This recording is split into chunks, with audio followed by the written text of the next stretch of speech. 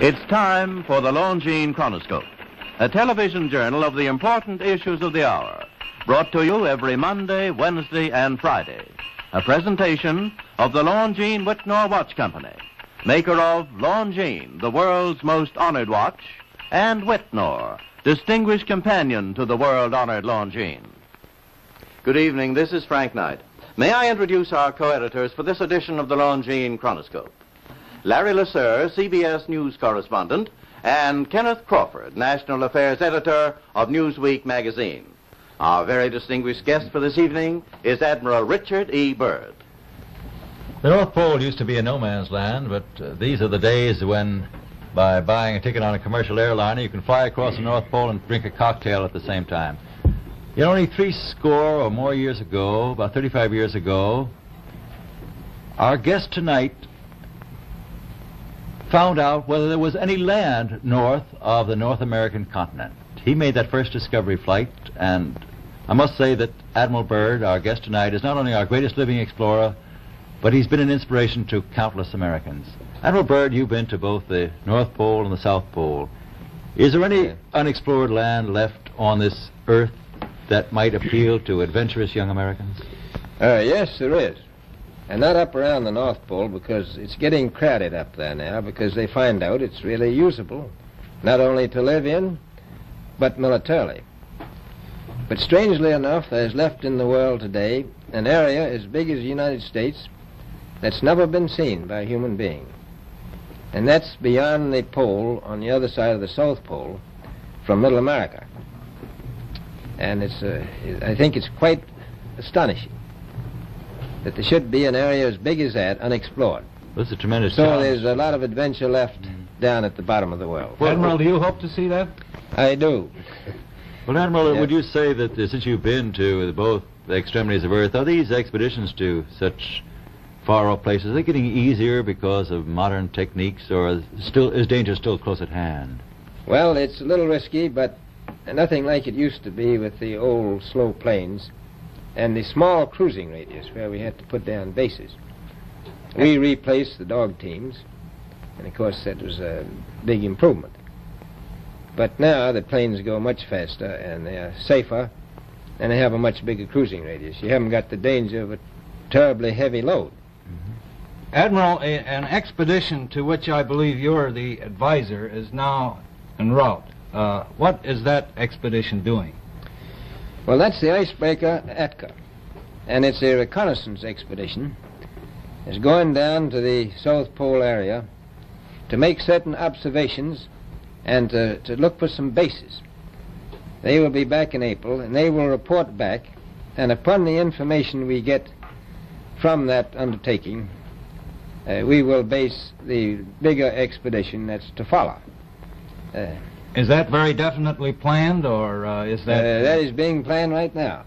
So I'm willing to say to you that there will be a number of expeditions that will follow, I think, year after year, at the bottom of the world, because the government has really become interested. Well, Admiral Byrd, I can understand, I think everybody can, the interest in the North Pole because it's so near our greatest challenger, Soviet Russia. But why this interest in the bottom of the world? Nobody living down there, is there? No, it's pretty cold. There's only one permanent resident, that's the emperor penguin. The little ones live further north. I tell you one reason they're interested. It's by far the most valuable, important place left in the world for science. That's why the scientific groups all over the nation are really interested. But more important than that, it has to do with the future of the nation, those to come after us, or even during your lifetime, because it happens to be an untouched reservoir of natural resources. And, you know, as the world shrinks with an ever-increasing acceleration, far-flung places, once useless, like we thought the North Pole was, and no man's land, become very useful. The bottom of the world will be important, not only to us, but to our allies. I was going to ask you, does it have military importance? It has some, and as the world shrinks, it will continue to shrink with an ever-increasing acceleration. thus bringing these places closer. And in the future, I can see a time when it will be very, very important strategically. Well, has the development of air power increased the strategic importance of places like the very much Palmer so. Peninsula, we'll say? Very much so. Even now, if anything happened and we lost the Panama Canal, we would have to control the islands just north of Antarctica, which are part of Antarctica. Then between there and Cape Horn. I've heard it said that there are 7 continents in the world, and one of them has never been seen by a woman, and that's Antarctica. Is that actually true? Well, if the Palmer Peninsula is an island, as far as I know, that's true. No woman's ever stepped foot upon the Antarctic continent, and it's the most peaceful place in the world. Well, I'm sure that won't last very long.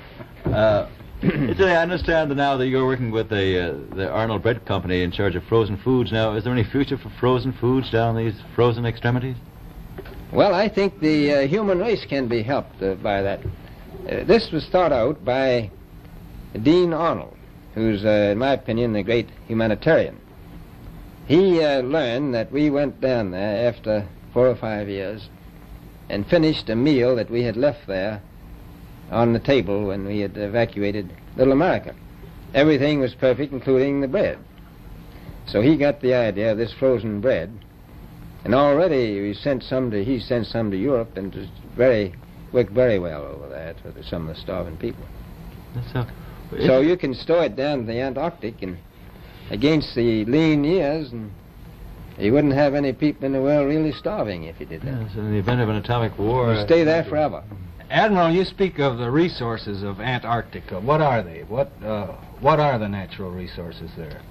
Well, we've found enough of coal within 180 miles of the South Pole in a great ridge of mountains. It's not covered with snow, enough to supply the whole world for quite a while. Well, that's the coal. Now, there's evidence of many other minerals. We are pretty sure there's oil. Now, that coal shows the bottom of the world. Now, by far the coldest spot in the world. Where that coal is gets 100 below zero in the winter. Well, it was once tropical.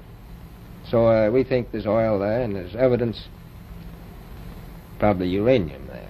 Is it any secret? Is there uranium there? That would be the only thing that would be practical to actually go after, I suppose. Everything else would be economically unfeasible, wouldn't it? Well, as we recklessly expend our resources, the time will come when we'll have to go after that stuff down there. Well, you know, I avoided what you said about uranium. I'm not sure about that. I don't want to have the world fight over the Antarctic. Admiral, is there a competition among other nations to try to get information about Antarctica and possibly to secure some of these resources? Well, yes. There are now 7 nations very much interested. Russia is interested tremendously. That I'm sure of. Australia has an expedition down there. The Argentine, the Chile, New Zealand, Britain, and so on. Now, you can understand those people down there being interested because they live down there, the New Zealanders, the Argentinians, the Chileans, and Australians. And so we don't do much about claiming anything. Admiral, you make this sound a little crowded. Are there that many expeditions now there or en route there? Well, you know, as I said, it's the most peaceful place in the world, but I don't think it will be for long because of this intense interest on the part of other nations and this nation. Well, Admiral Byrd, are private expeditions a thing of the past? Is expedition and exploration, making expedition and exploration now purely a government function because of the tremendous cost No, I and don't think organization? so. I think down south it may be more or less a thing of the past, but not other expeditions that go there. A lot of them go north now. This latest expedition now on the way is a government expedition, I take it. Yes, that's the government. Admiral, may I ask you, is there a great difference between the top of the world and the bottom of the world? There is. Now, the North Pole is the center of an ocean 10,000 feet deep. The South Pole, the center of a plateau, 10,000 feet high. The North Polar Sea is surrounded by continents that are slightly frozen. The Antarctic continent is surrounded by a belt of ice frozen seas of at least 1,200 miles thick. Now, the south is a plateau. It gets, in some places, 14,000 feet up.